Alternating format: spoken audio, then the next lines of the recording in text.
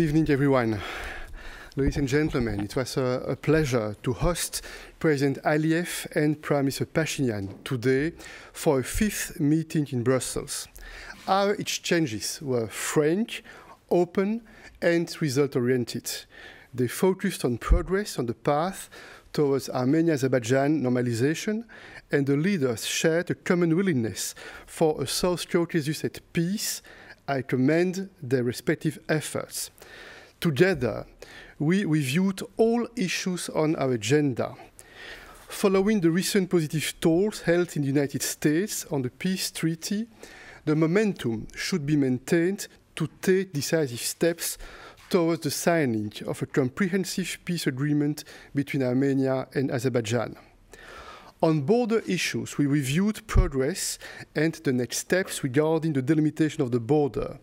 And in this context, the leaders agreed on the resumption of the bilateral meetings on border issues.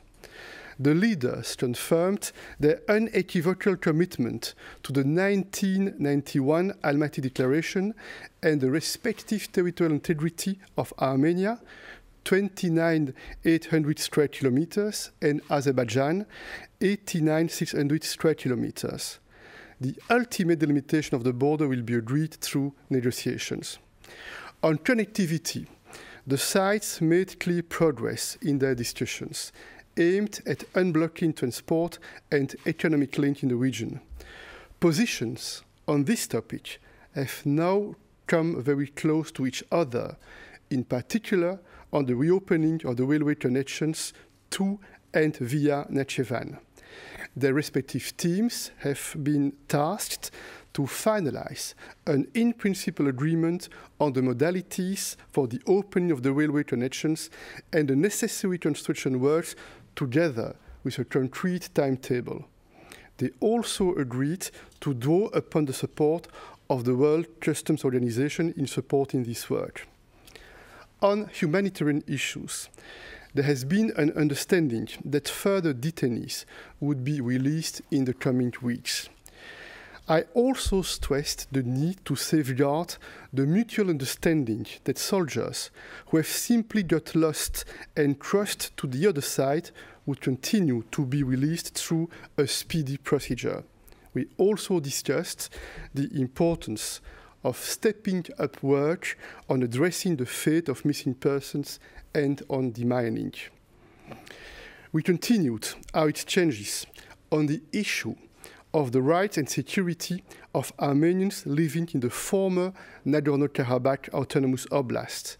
I encouraged Azerbaijan to engage in developing a positive agenda with the aim of guaranteeing the rights and security of this population in close cooperation with the international community. I also raised the need for transparent and constructive dialogue between Baku and this population. I believe that it is important to refrain from hostile rhetoric. It's important to engage in good faith and show leadership to reach mutually acceptable solutions.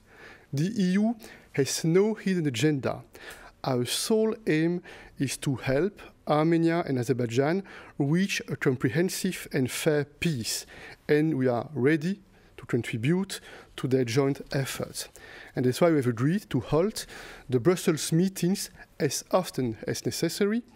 Leaders will meet again in Brussels in July, and as was already announced publicly, we'll also meet again in the very near future, together with President Macron of France and Chancellor Scholz of Germany, on the margins of the second European Political Community Summit in Chisinau, and I also intend to invite the leaders for another such meeting in the margins of the third EPC Summit in Grenada in October.